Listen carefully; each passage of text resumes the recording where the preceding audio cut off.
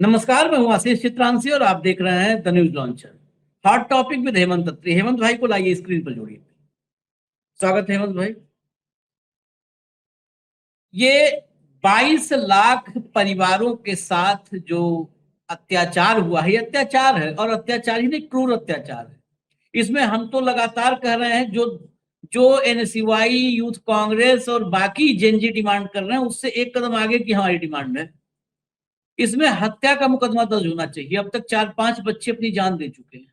हत्या का मुकदमा दर्ज होना चाहिए, वो चाहे मंत्री हो चाहे संतरी हो, क्योंकि ये हैबिचुअल ऑफेंडर है, बार बार ये कर रहे हैं। अब तक इस पर प्रोटेस्ट प्रदर्शन हम लगातार देख रहे हैं। दिल्ली में आज धर्मेंद्र प्रधान के घर के बाहर यूथ कांग्रेस की जो जोरदार दस्तक हुई, उदय भान चिब और सारी टीम वहां पर खड़ी हो गई और सबने धर्मेंद्र प्रधान का इस्तीफा मांगा। दूसरी तरफ एनटीए के दफ्तर में करीब करीब घुस ही गए थे एनएसयूआई के कार्यकर्ता। वहां पर सिक्योरिटी से धक्का मुक्की सब कुछ हुआ। लेकिन राहुल गांधी की इसमें जब एंट्री हुई तो राहुल गांधी का एक राजनीतिक कद, गंभीरता, विजन, ये सब मिलाकर के और एक कद जो एलओपी के रूप में, जो इंडिया अलायंस के नेता के रूप में, इंडिया अलायंस में भी निर्विवाद रूप से नेशनल लीडर तो राहुल गांधी ही है। तो जब उस कद का व्यक्ति आ जाता है सामने लीड करने के लिए, तो मूवमेंट की धार बढ़ जाती है और राहुल गांधी मैदान में आ गए।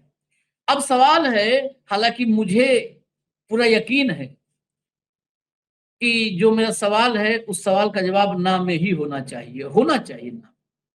सवाल है कि क्या मोदी सरकार का एक विकेट गिरेगा, एक मंत्री का, टॉप के मंत्री का विकेट गिरेगा? क्या धर्मेंद्र प्रधान को बर्खास्त किया जाएगा? अगर मुझसे आप पूछेंगे तो मैं पहले ही ना कह दूंगा, लेकिन ना कहते यही कार्यक्रम खत्म हो जाएगा, फिर राहुल गांधी या विपक्ष की लड़ाई की चर्चा नहीं हो पाएगी। इसलिए हेमंत भाई से चर्चा करनी पड़ेगी। मेरी राय तो तत्काल ना है, क्योंकि सरकार में रविशंकर प्रसाद और राजनाथ सिंह ने एक प्रेस कॉन्फ्रेंस की थी दोनों ने, और कहा था कि हमारे यहाँ इस्तीफे नहीं होते ना। हमारे यहाँ तो जितने व्यभिचारी दुराचारी हैं सब आग बैठे हैं, मंत्री बनते हैं, मुख्यमंत्री बन जाते हैं। जिनको हम गरियाते हैं वही मुख्यमंत्री बनाते हैं उन्हीं को हम। तो ये तो हमारे संस्कार हैं, ये भाजपा ने पहले ही क्लियर कर दिया, इसमें कोई डाउट नहीं है। भाजपा बड़ी ईमानदार है, उसने बता दिया है कि हमारे संस्कार क्या है। राहुल गांधी का 101 सेकंड का वीडियो है, हम पूरा वीडियो आपको सुनाएंगे। ये वीडियो रिलीज करके खुला चैलेंज दिया है और साहब को लपेट दिया है। अब सवाल जो मैंने कहा था कि राहुल के आने के बाद जो सबसे महत्वपूर्ण सवाल जिसकी चर्चा होनी चाहिए कायदे से, वो सवाल ये है कि क्या इस गोल्डन अपॉर्चुनिटी को, मैं इसे गोल्डन चांस के रूप में देखता हूं राजनीतिक नजरिए से, अगर राजनीतिक नजरिए से चश्मे से देखा जाए, ये इंडिया अलायंस के पास गोल्डन चांस है पूरे देश में जेनजी को, यूथ को ये बताने के लिए कि आपका भविष्य बर्बाद कर देंगे। ये सच उनके दिमाग में पेनिट्रेट करने का ये सबसे बेहतर मौका है।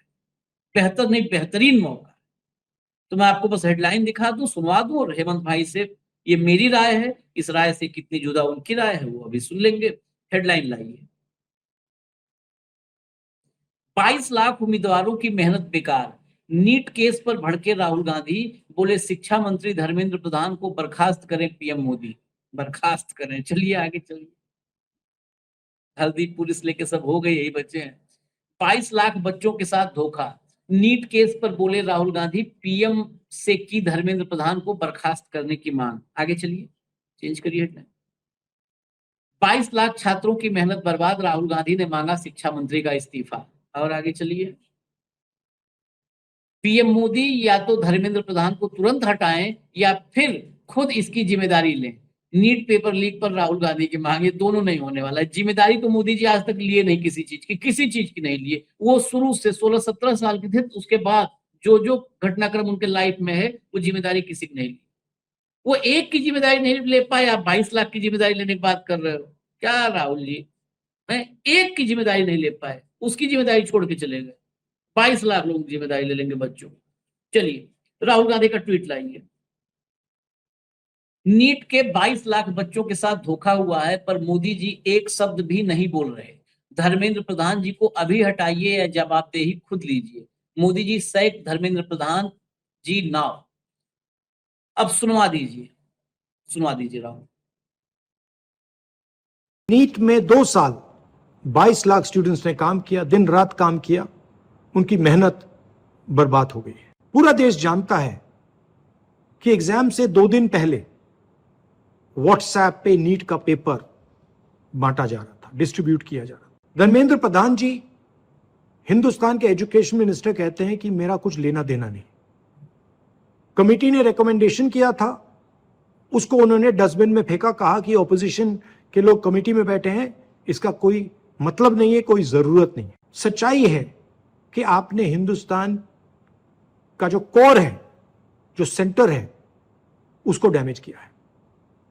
ये एक नेक्सस है, आरएसएस, बीजेपी और जो हमारे यूनिवर्सिटीज में इनके लोग बैठाए गए हैं, वाइस चांसलर्स बैठाए गए हैं, प्रोफेसर्स बैठाए गए हैं, इनके बीच में पैसे बनाने का नेक्सस है।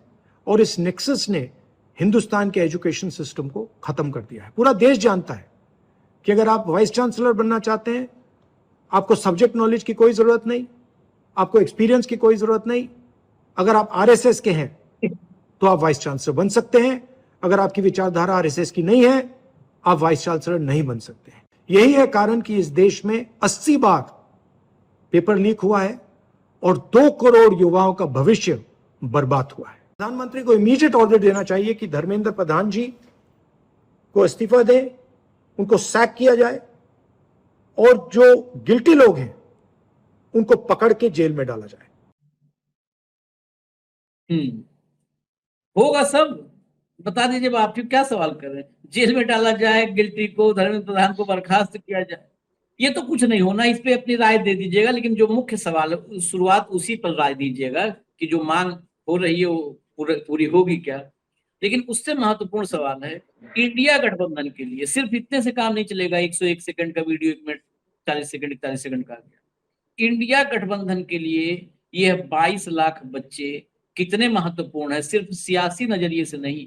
ये वो ट्रिगर मूवमेंट हो सकता है क्या कि जब इस देश के यूथ को ये फैसला लेने के लिए बिल्कुल मतलब आप खड़ा कर दो कि भाई फैसला ले लो, देश चाहिए, अपना देश बचाना है या इसका सत्यानाश करवाना है। एवं आशीष भाई नमस्कार, आपको सारे दर्शक साथियों को भी। बहुत ही वाजिब सवाल है और आप बिल्कुल सही कह रहे हैं कि ये एक डिसाइसिव मूवमेंट हो सकता है कि देश की जेन जी जो है, जो भावी पीढ़ी है, जिसके नाम से मोदी जी लगातार 12 साल से विश्व गुरु बनाते आ रहे हैं। पूरी दुनिया में कभी स्टार्टअप की बात करते हैं, कभी किसी चीज की बात करते हैं, और वो उनकी मेहनत, त्याग, तपस्या का परिणाम ये है कि पेपर देने के बाद ये पता लगता है कि पेपर लीक था। और जो राहुल गांधी ने कहा कि कमेटी के अंदर अपोजिशन, ये बिल्कुल सच बात है।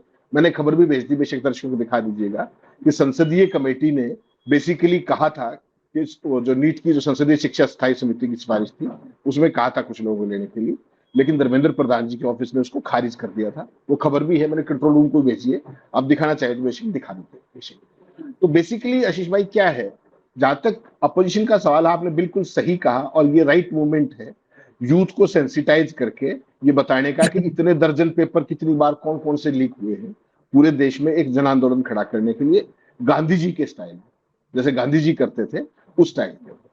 मतलब कोई हिंसा या उसके हम पैरोकार नहीं, लेकिन यूथ को सेंसिटाइज करके कि भाई तुम्हारे हकों पर डाका डाला जा रहा है, जिस तरीके से तुम्हारी मेहनत के साथ ये हो रहा है, तो तुम अपना देखो इस बात को। ये देखिए, ये बाकायदा कमेटी भेजी गई थी और इन्होंने मना कर दिया, मंत्री जी ने साफ साफ, ये उनकी खबर। तो आशीष भाई सवाल ये है कि सरकार का जब आप जिक्र करते हो, आपने कहा कि इस्तीफा क्यों होगा। इस्तीफा अगलों का जब एक फंडा बहुत क्लियर है, जब बड़ी प्रेस कॉन्फ्रेंस में निंदानाथ जी कह चुके कि हमारे यहाँ इस्तीफे नहीं होते, यूपीए नहीं है, तो कोई कंफ्यूजन मत रखिए। बेसिकली आशीष भाई है क्या कि ये लोग चुनाव जीतने के लिए व्यवस्था के साथ जो कुछ कर रहे हैं, तो उसके बाद उनको क्या परवाह है, नीट लीक हो चाहे कोई और पेपर लीक हो चाहे कितने लीक हो, और बाकी सारा सिस्टम इस तरीके का है कि आप किसी कहीं पे भी चले जाओ, कहीं कोई न्याय मिलने की गुंजाइश बची नहीं है। तो वैसी सूरत में क्या हो, वैसी सूरत में तो वही तरीका है, गांधीवादी आंदोलन। अगर दम है तो कर लीजिए, नहीं है तो कोई बात ही नहीं, वो तो हो ही रहा है 12 साल से जो कुछ हो रहा है। तो आशीष भाई सवाल क्या है कि जहां तक राहुल गांधी का सवाल है, आपने एक चीज ऑब्जर्व की होगी कि पिछले 5 दिन में उन्होंने 4 ट्वीट किए। वो इस बात की गंभीरता को समझ रहे हैं और जितने वो ट्वीट कर रहे हैं सरकार उतना ही उस मामले का टेटुआ दबा रही है कि इस मामले की खबर आनी नहीं चाहिए। आपने किसी खबर का, पेपर लीक वाली का कोई फॉलोअप देखा किसी प्रचार पत्र में? ना। किसी पोमेरियन चैनल के ऊपर उस पर कोई बहस देखी? हो ही नहीं सकती। ठीक, और जब हो नहीं सकती तो इशू कैसे खड़ा होगा? तो बेसिकली क्या है कि जो राहुल गांधी ने लगातार बार बार जो ट्वीट किया है वो अपने आप में काफी महत्वपूर्ण सवाल है। आप कहें तो मैं पिछले ट्वीट बता देता हूं, वरना उन्होंने इस मामले को, मतलब चौथा ट्वीट आज ये 4 दिनों में। पहले में उन्होंने कहा कि नीट 2026 के पेपर लीक की खबर सुनी, परीक्षा नहीं नीट अब नीलामी, और ये बात अप्रूव भी हो चुकी अलग अलग जगह से कि कैसे कैसे कितने कितने पैसे में किसने पेपर खरीदा था। कई सवाल परीक्षा से 42 घंटे पहले व्हाट्सएप पर बिक रहे थे। 22 लाख से ज्यादा बच्चे साल भर रात रात आंखें जलाकर पढ़ते रहे और एक रात में उनका भविष्य बाजार में सरेआम नीलाम हो गया। यह पहली बार नहीं है। और फिर राहुल गांधी कहते हैं, उन्हीं का ट्वीट पढ़ रहा हूं मैं, कोट है, 10 साल में 89 पेपर लीक, 48 बार दोबारा परीक्षा, हर बार वही वायदे और फिर वही खामोशी। मोदी जी, जब आप अपनी हर नाकामी का बिल जनता पर डालते हैं तो गरीब बच्चों का भविष्य भी उसी बिल में आता है। 22 लाख बच्चों का भरोसा टूटा है और मोदी सरकार से बड़ा खतरा भारत के युवाओं के सपनों के लिए कोई नहीं। मैं भारत के युवा के साथ हूं। यह वक्त बेहद मुश्किल है, मैं जानता हूं, लेकिन यह व्यवस्था ऐसे नहीं रहेगी, हम मिलकर इसे बदलेंगे। तो ये पहला ही ट्वीट था उनका जो उन्होंने पेपर लीक वाले फैसले के दिन उन्होंने ये किया था। उसके बाद जो आज का तो आपने पूरा वीडियो ही दिखा दिया। तो फिर उन्होंने उसी बात की गंभीरता को और आगे बढ़ाया। पहले सारा डेटा दिया, फिर उन्होंने दूसरे ट्वीट में कहा, देश के युवाओं के सामने एक गंभीर बात रखना चाहता हूं। एक काम कीजिए, खुद गूगल कीजिए, नीट 2024 की भयंकर चोरी के दौरान एनटीए का डीजी कौन था और मोदी सरकार ने उसे आज कहां बैठाया है। देखा, समझ आया? बीजेपी इसी तरह आप जैसे लाखों मेहनती विद्यार्थियों के भविष्य से खिलवाड़ करने वालों को इनाम देती है, उनकी रक्षा करती है, ऊपर से उन्हें तरक्की देती है। साफ है, मोदी जी और भाजपा आपके भविष्य की चोरी में खुद साझेदार है। फिर वो अगले ट्वीट में कहते हैं, जिस बाजार में आपकी मेहनत, आपके सपने नीलाम हो रहे हैं, उसका एक ही उसूल है, जितनी बड़ी चोरी उतना बड़ा इनाम। नीट 2025-26 की परीक्षा रद्द हो गई। 22 लाख से ज्यादा छात्रों की मेहनत, त्याग और सपनों की इस वरिष्ठ भाजपाई व्यवस्था ने कुचल दिया। किसी पिता ने कर्ज लिया, किसी मां ने गहने बेचे, लाखों बच्चों ने रात रात भर जगकर पढ़ाई की और बदले में मिला पेपर लीक, सरकारी लापरवाही और शिक्षा में संगठित भ्रष्टाचार। ये सिर्फ नाकामी नहीं, युवाओं के भविष्य के साथ अपराध है। हर बार माफिया बच निकलते हैं और ईमानदार छात्र सजा भुगतते हैं। अब लाखों छात्र फिर से यही मानसिक तनाव, आर्थिक बोझ और अनिश्चितता झेलेंगे। अगर अपनी तकदीर परिश्रम से नहीं, पैसे और पहुंच से तय होगा तो फिर शिक्षा का मतलब क्या रह जाएगा? प्रधानमंत्री की तथाकथित अमृतकाल देश के लिए विषकाल बन गया है। तो राहुल गांधी ने पिछले 5 दिनों में ये चौथा ट्वीट किया है, यानी कि वो इस मुद्दे की गंभीरता को समझ रहे हैं और उसके फॉलोअप एक्शन की, जिसकी आपने बात की, आज एनएसयूआई और जो यूथ कांग्रेस का प्रदर्शन था, ये उसका फॉलोअप था। लेकिन असली बात क्या है कि क्या आइसोलेशन में एक प्रदर्शन कर देने से क्या कोई सूरत बदल जाएगी? जवाब है यही ना। बात। जवाब नहीं। ठीक, इसके लिए केवल एक ही रास्ता है जो गांधी जी हमें सिखा करके गए कि बिना किसी हिंसा के, और उन्होंने तो अंग्रेजों का साम्राज्य जिनका सूरज नहीं छिपता था उनको चलता कर दिया। ये तो बहुत छोटी सी चीज है। और गजब की बात देखिए, पूरी सरकार में आशीष भाई कोई इस चीज की ओनरशिप लेने वाला नहीं। जब अपने, मुझे ये बताइए, जब शास्त्री जी ने ट्रेन दुर्घटना में, एक छोटी ट्रेन दुर्घटना हुई, शास्त्री जी ने इस्तीफा दे दिया, उस समय वो नैतिकता नहीं थी क्या? वो ट्रेन चला रहे थे, उन्होंने ड्राइवर की पोस्टिंग की थी। आप शास्त्री जी का तो नाम इनके साथ लो ही मत हेमंत भाई, शास्त्री जी तो नाम मत लो, क्योंकि फिर उतने बड़े, उतने महान व्यक्ति पे धब्बा लग जाता है। वो छोड़ो ना, आप सुरेश कलमाड़ी में उनसे तुलना करता हूं, जिनसे इनकी तुलना होनी चाहिए उनसे करो। आप कनिमोझी से करो, सुरेश कलमाड़ी से करो, उनपे चार्जेस लगे थे, आज तक साबित नहीं हुए ना, लगे थे ना। यूपीए की सरकार थी ना, जेल गए थे ना, इस्तीफा हुआ था ना, हुआ था ना, गए, कितने लोग गए थे, कलमाड़ी, कनिमोझी, सब सरकार उनकी थी। आप इस पता नहीं, अद्भुत, मैं माइंडसेट ही नहीं इस देश का समझ पा रहा हूं लोग तुलना कर ले, नहीं जाना शास्त्री जी तक, भाई तुलना कर लो अभी अभी का ताजा ताजा। जब फर्जी में वो विनोद राय जैसा एक एजेंट जिसने अदालत में माफी मांगी भाई अपने कुकर्मों पे, माफी मांगी है उसने, वो विनोद राय जैसे एजेंट के जरिए इतना घोटाला, मतलब सब एजम्पशन प्रिजम्पशन टाइप में वो घोटाले कैसे थे, वो अगर वैसे घोटाले आज निकालने लगे ना तो भाई साहब इतना बड़ा घोटाला निकलेगा कि मंगल ग्रह आप खरीद लो, परचेज कर लो। कि अगर ऐसा हुआ होता, मतलब वो जितने घोटाले थे हेमंत भाई, आप तो उस समय और करीब से देखे होंगे, जितने घोटाले थे वो ऐसे थे कि अगर नानी की मूछें होती तो नाना होते, चाची की मूछें होते तो चाचा होते, वो सारे ऐसे थे। आज कोई सीएजी की रिपोर्ट आप देख रहे हो, कहाँ गया सीएजी, कैग इस देश का कहाँ है, मुझे बताओ, आपको जानकारी हो। मैं तो अब तो नाम एक मुर्मू आया था, तो गुजरात से पुराना आया था, तो नाम हम लोग पढ़े थे। अब तो सीएजी का नाम बता दो तो आपको एक गिलास स्टील का इनाम में तुरंत मिल जाए, जनरल नॉलेज कंपटीशन में। बताओ कैग का नाम बताओ कोई, मैं अगर मुर्मू होगा तो ठीक है, मुर्मू बदल गया तो शायद नाम दूसरा वाला कौन आया नहीं याद रहता, खबर के लिए पढ़ना पड़ता है हमें।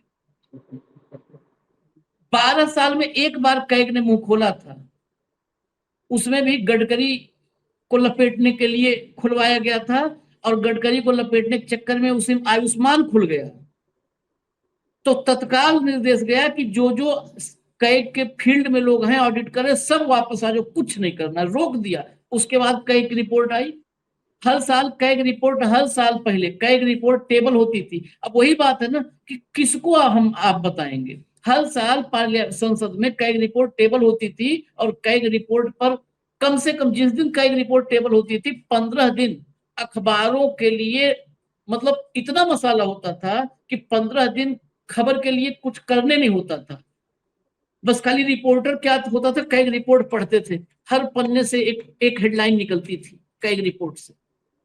कहाँ है कैग रिपोर्ट, ये क्या मुंह दिखाएंगे अजीत भाई, इस्तीफा देने का। हाँ हाँ बताइए।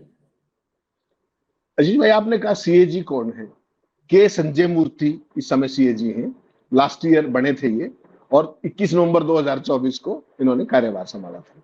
लोग ना, सही बात है, आपने बिल्कुल सही कहा, मेरी और आपकी तो मजबूरी है जानना, लेकिन लोग तो कब जानते हैं, जब कोई आदमी एक्शन में होता है, जब उसका बार बार रेफरेंस आता है।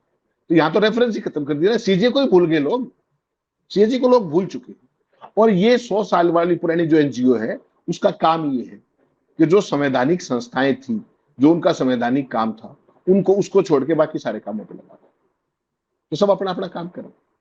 आप जो जानकर हैरानी होगी, ये जो अभी तक जो आपने जिम्मेदारी की बात की और की, राहुल गांधी ने भी की, and NEET paper leak case में आपको पता है कौन कौन लोग गिरफ्तार हुए? 9वीं गिरफ्तारी हुई है आज, और एक महिला पकड़ी गई है आज कथित तौर पे, मनीषा मांडरे, बायोलॉजी की लेक्चरर है, जो एनटीए की पेपर सेटिंग कमेटी का हिस्सा था। पेपर सेटिंग कमेटी तो आशीष चितरंशी और मैं तो बना के नहीं है, किसने बनाया था? तो ये सोच करके देखिए आप, कुल मिलाकर के बॉटनी जूलॉजी के कई सवालों के ऊपर आरोप है कि उन्होंने कई सवाल लोगों को बताए छात्रों। अब बताइए क्या करेंगे? तो पूरी की पूरी जो कहते हैं ना, कुएं में भांग डाल दी गई, और भांग कब पड़ती है? जब आपको पता है कि कोई जवाबदेही तोड़ी नहीं। पिछले पेपर लीक हुए थे, उनमें कौन कहां है कुछ पता है? केस का स्टेटस नोबडी नोस। हुआ, गिरफ्तारी हुई, जमानत हो गई, छुट्टी, उसके बाद क्या? वो पोमेरियन पत्रकारों ने आज की तारीख में किसी भी तरीके के फॉलोअप छोड़ ही दिए, वो तो मैं आपकी बात चर्चा कर चुके हैं। हम तो लगातार क्या करते थे? फॉलोअप ही तो करते थे। आज की तारीख में फॉलोअप का कंसेप्ट ही नहीं, और जिस खबर को चाहते हैं वो खबर धड़ाके छपती है, और जिसको नहीं चाहते उसकी एक लाइन नहीं छपती। 1.5 साल तक मैं और आप लगे रहे कि जो राष्ट्रीय सेठ है उनको अमेरिका का संबंध तामीर नहीं होगा। किसी हिंदी के प्रचार पत्र में वो खबर देखी आपने कभी? और जब कल आया कि सेटिंग हो गई है, सारा मामला निपट जाएगा, कायदे से छाप दिया फ्रंट पेज पे। ये नहीं बताया कि 171 करोड़ रुपया जुर्माना देंगे वहां पे, वो नहीं बताया। क्योंकि जिस दिन ये बताओगे 171 करोड़ जुर्माना दिया, तो आप तो कह रहे थे हम तो बेकसूर है, फिर जुर्माना किस बात करें? वो सवाल आ जाएगी। तो कुल मिलाकर के ऐसी भाई साहब, पूरी की पूरे सिस्टम को तबाह करने का जो ये कार्यक्रम है वो चल रहा है। और राजनाथ जी का आभार है, क्योंकि नहीं तो बार बार मुझे आपको सवाल ढूंढने पड़ते, इस्तीफा क्यों नहीं, जिम्मेदारी किसकी, जवाबदेही किसकी? वो राजनाथ जी ने बता दिया था एक ही बार में। तो वो धर्म संकट उन्होंने फॉर ऑल टाइम्स सेटल कर दिया कि हमारे यहाँ देखो इस्तीफे तो होते हैं, तुम्हें जो करना है करना चाहिए, ठीक है ना। तो ये उनका बहुत बड़ा योगदान है इस सर्वनिरपेक्ष काल में, कि किसी की जवाबदेही नहीं है, किसी का कुछ नहीं है, जो मर्जी आओ करते रहो, किसी का कुछ नहीं। हालांकि जो इस तरह का नीट जैसी प्रतिष्ठित परीक्षा उसका लीक होना, वो सीधा सीधा buck stops at the door of HRD minister, इसमें कहने में कहीं कहीं कोई गुंजाइश नहीं। जब आप बतौर शिक्षा मंत्री सब चीजों का क्रेडिट लेते हो तो डिस्क्रेडिट भी तो आपका ही है ना, कोई और थोड़ी ले जाएगा। ये कह देना कि मेरा इसमें क्या भूमिका है, क्यों नहीं है भूमिका। जो फिर आप कहोगे शास्त्री जी ने ड्राइवर सेलेक्ट नहीं किया था, शास्त्री जी वो ट्रेन नहीं चला रहे थे, और इस देश में लंबी परंपरा रही है। गृह मंत्री का इस्तीफा हो गया था भाई साहब एक आतंकी हमला होने पे।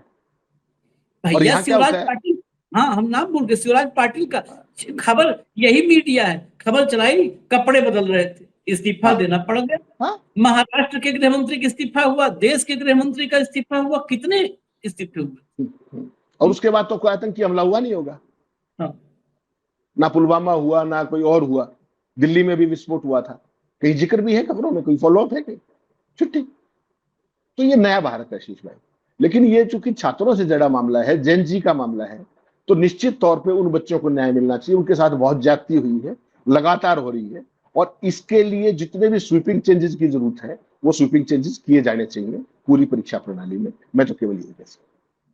मैं आपको, आप इतना कहेंगे लेकिन आपको मैं कुछ और सुना देता हूं। जब इस देश में देखिए कितना मतलब एक दोगलेपन की लिमिट तो कभी की वो सीमा खत्म हो चुकी है, कोई लिमिट ही नहीं है अब, लिमिटलेस अनंत आकाश है दोगलापन का, जहां तक जाना है जाओ उड़ान भरो। इस देश में डीजल पेट्रोल में आग लगी है, गैस में आग लगी है, मतलब महंगाई किया है, चारों तरफ देश महंगाई में झुलस रहा है, क्राइसिस भयंकर है, सुपर अल्नीनो की आशंका जताई जा रही है, और इस बार कहा जा रहा है कि 1877 वाली स्थिति हो सकती है। मतलब देश में सूखा, किसानी, खेती किसानी बर्बाद, सबकी आशंका है। देश में हमारे पास बैकअप नहीं है, नीट जो है पेपर लीक हुआ है, पूरे देश में कोहराम है। और ये जो है वो तो छोड़ो, पात्रा उतरा काम है, ये वही काम है, वो सब 10-15 साल की राजनीति कर रहे हैं। ये जगदम्बिका पाल को मैं सुनवा रहा हूं, ये कांग्रेस के डीएनए से निकले हुए लोग हैं और वही राजनीति कर रहे हैं, और इनको राजनीति में हो गया 50 साल, 45-50 साल। जरा सुनिएगा, इस समय ये इनके लिए महत्वपूर्ण, और महत्वपूर्ण क्या, इस पर तो मैंने एक पूरी कुंडली खोल दी थी, और बड़ा मैं प्रसन्न हूं कि कम से कम 6 लाख लोग उसको देख चुके हैं। 6 लाख लोग, इनकी पूरी जन्म कुंडली दिखा दी थी कि राहु केतु कहाँ बैठे हैं, घूम रहे हैं। चलाओ। यात्रा को लेकर किरण रिजिजू सवाल उठा रहे हैं कि राहुल गांधी की विदेश यात्रा को लेकर किरण रिजिजू सवाल उठा रहे हैं, कभी भी बिना बताए वो कहीं भी चले जाते हैं। वो 54 बार जा चुके और राहुल गांधी नेता प्रतिपक्ष हैं। जब लोकसभा का सदन चलता है तो उस सत्र में जनता ने उनको चुन करके सांसद भेजा है और विपक्ष ने उनको नेता प्रतिपक्ष चुना है। उसमें इतने महत्वपूर्ण कानून बनते हैं, विधेयक बनते हैं, तो उनपे मौजूद रहने के बजाय, क्योंकि मैं भी उस पार्लियामेंट का संचालन करता हूं, तो वो विदेश रहते हैं। तो इससे साफ है कि अभी भी उनको इस संसदीय प्रणाली, पार्लियामेंट्री डेमोक्रेसी के लिए न कोई आस्था है और न कोई उसको मजबूत करने की दिलचस्पी है। वो तो कैजुअल रहते हैं और जिस तरह से पार्लियामेंट में आते हैं और कुछ देर बैठ करके फिर चले जाते हैं। सवाल तो देश खड़ा कर रहा है, और इसीलिए आज देश जो है जिस तरीके से उनके नेतृत्व में 99 बार जिस तरह से रिजेक्ट कर चुका है, इसका नतीजा है। ये सुना आपने, अगर इन्हीं की बात मानी जाए तो फिर मोदी कितने संजीदा हैं। सारी संजीदगी राहुल को में चाहिए, जो एलओपी है, जो सरकार चला रहा है, उसे तो मैं आवारा हवा का झोंका हूं, अल्ताफ रजा बना दो उसको। है? ये सुना ना, इस देश में कितने महत्वपूर्ण विषय हैं, इनका विषय देखिए। नहीं, इनका क्यों, अब बाकी दूसरों का देख लीजिए जो चेयर करते हैं उसको अलग अलग मौकों पर। सारी जो मैंने कहा ना, कुएं के अंदर जो परिस्थिति बन गई है कि जो मुद्दे की बात है वो करनी ही नहीं है, और बिना मुद्दे के अलावा सारी बात करनी है। लीडर ऑफ अपोजिशन का मुंह से पहला शब्द निकलता है, उसको क्या कहा जाता है कि इस पर बात कीजिए, इस पर बात कीजिए, इस पर बात कीजिए, उसको बताया जाता है। कभी सत्ता पक्ष के किसी को बताया गया है कि किस पर बात कीजिए? किसी को बताया? प्रधानमंत्री मंत्री की बात नहीं कर रहा, किसी सांसद को बताया गया हो कि नहीं नहीं इस पे नहीं, आप इस पे बात कीजिए, बहस इस पे चल रही है?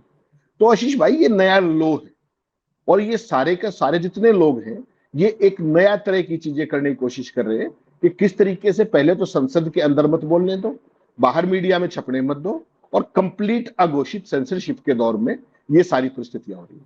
वरना आप एक बात बताइए, लास्ट टाइम जब नीट एग्जाम लीक हुआ था उस समय अगर ये सारा मीडिया ये काम किया होता तो क्या सरकार का ये था कि इतनी लापरवाही हो जाती, इस बार फिर लीक हो जाता? सबको पता है, जो मर्जी आए करते रहो, कुछ पूछने वाला नहीं, कोई पूछने वाला नहीं। इसलिए मंत्री से लेकर संतरी तक सारे आनंद में। चुनौती किसी को है तो उन निरीह बच्चों को है जो अपने 22 लाख बच्चे जो हाथ धो करके बैठ गए। और ये सालाना कवायद, राहुल गांधी ने तो लिस्ट दे दी कि इतने पेपर लीक हुए, बता दीजिए, जवाब दे दीजिए कौन जिम्मेदार है। वो आपने बता ही दिया कि 100 साल में एक ही चीज सिखाई है कि जिम्मेदारी नहीं लेनी। तो आरएसएस का चाल चरित्र और चेहरा, ये जो एनजीओ सुबह से शाम तक राष्ट्रवाद जपते हैं, बच्चों का भविष्य खराब करना भी शायद राष्ट्रवाद में आता है। मैं तो यही कह सकता हूँ, और अब क्या कहें, किसी चीज की जवाबदेही ना लेना राष्ट्रवाद होता होगा, ठीक? किसी चीज में सुधार ना करना हो सकता है राष्ट्रवाद होता हो, पेपर बेच देना हो सकता है राष्ट्रवाद होता हो, दोषियों के खिलाफ कार्रवाई ना करना, दुष्कर्मियों को मालाएं पहनाना, अब कौन जाने क्या चाल चरित्र और चेहरा है। देश के लोग तो भाई साहब आज की तारीख में इनको तो हिंदू मुस्लिम में सेट कर रखा है। इंस्टीट्यूशंस जो है वो अपने अपने कामों में, सबको काम दे रखे हैं, वो लगे हुए अपने अपने। आप और मैं अपना काम कर रहे हैं, यूथ को अपना देखना है, तरीका एक ही है, वही बात जो गांधी जी ने सिखाया। अगर उस रास्ते पे आज अगर राहुल गांधी विपक्ष को लेकर के नहीं चले इस यूथ के साथ, तो ये पीढ़ियां भी माफ नहीं करेंगी हमें, ये पक्का मान के चलते। पक्का है भी, और बड़ी जनता के लिए ज्यादा, मैं तो कहता हूँ राजनीतिक दलों से ज्यादा आज जनता को सोचने की जरूरत है। मतलब वही हाल है ना, लोकतंत्र की, संसदीय लोकतंत्र की मर्यादा और परंपरा कौन सिखा रहा है? कौन सिखा रहा है? मतलब स्थिति अगर मान लिया कभी आपको ऐसा देखने को मिले कि महाभारत में दुशासन वो नारी वंदन करता हुआ नजर आवे, कि कोई नई महाभारत रिलीज हो उसमें दुशासन नारी वंदन कर रहा हो, तो आपको कैसा लगेगा? ये हमारे तो भाई, हमारा तो प्रदेश और जिला दोनों के हैं, ज्यादा कॉमन हो गए, मतलब ज्यादा करीब, बहुत करीब। ये महोदय 31 घंटे के लिए मुख्यमंत्री बने थे, 31 घंटे के लिए, 31 घंटे के लिए क्या क्या खुराफात करके। इनको पता है मुख्यमंत्री पद से किसने हटाया था? हाई कोर्ट ने हटाया। हाई कोर्ट ने हटाए नहीं, हाई कोर्ट के बाद हजरतगंज में इनका आवास था। हजरतगंज से जैसे ही आप बढ़ोगे जो है सिकंदराबाद की तरफ, इनका आवास था। उस आवास पर ये, अच्छा, हाई कोर्ट ने सिर्फ इनको हटाया नहीं, बात समझिए, ये संसदीय लोकतंत्र की बात कर रहे हैं, परंपराओं की सर मानी चाहिए, सर मानी चाहिए। इनके कार्यकाल को वैध ही नहीं माना। मतलब आप अभी गूगल पर जाएंगे और पूर्व मुख्यमंत्रियों की सूची उठाएंगे तो जगदम्बिका पाल का नाम उसमें नहीं होगा। इनके कार्यकाल को अवैध घोषित कर दिया कि ये एक्स, मतलब पूर्व मुख्यमंत्री भी नहीं कहे जाएंगे, न पूर्व मुख्यमंत्री की सूची में रहेंगे, कहीं नहीं।